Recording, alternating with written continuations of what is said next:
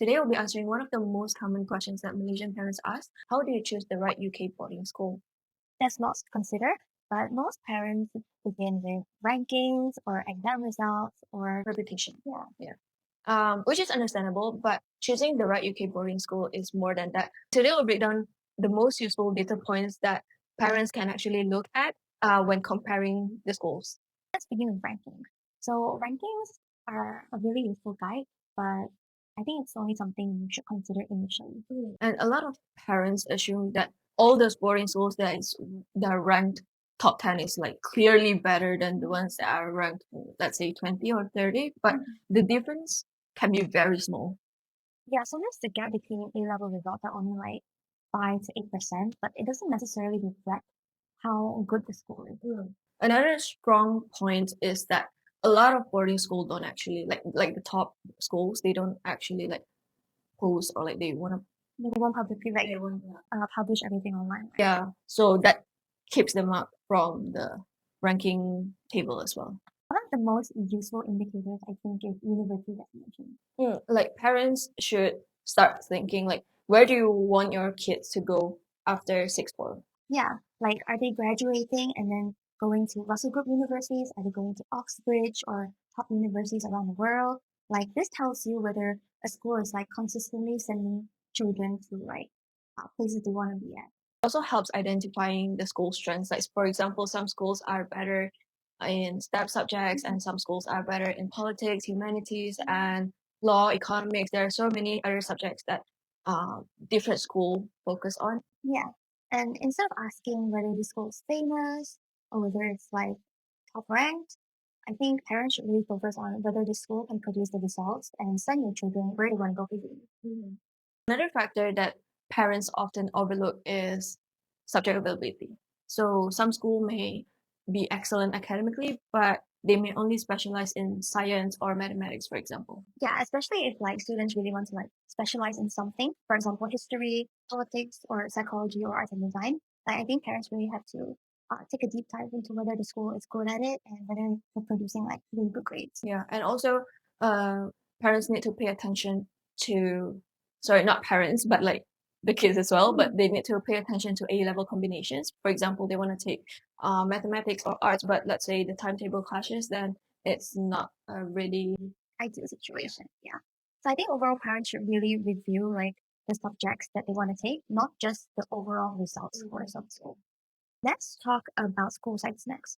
So I think generally larger schools they will offer more clubs, more activities, and more subject choices, and also larger facilities. and students have bigger opportunity to make more friends, networking, and they can build friendships through it. However, smaller schools, they offer small classes. Although, one good thing about it is that teachers pay more attention to students. They will form a really like tight knit community. So I think it's kind of hard to say whether one school, like a bigger school or a smaller school, is better than another.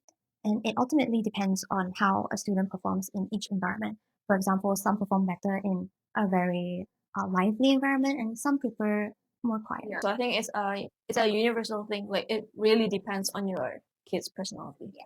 Moving on, for Malaysian parents, I think boarding life is one of the most or like the major consideration for parents because they send their kids to a whole new country.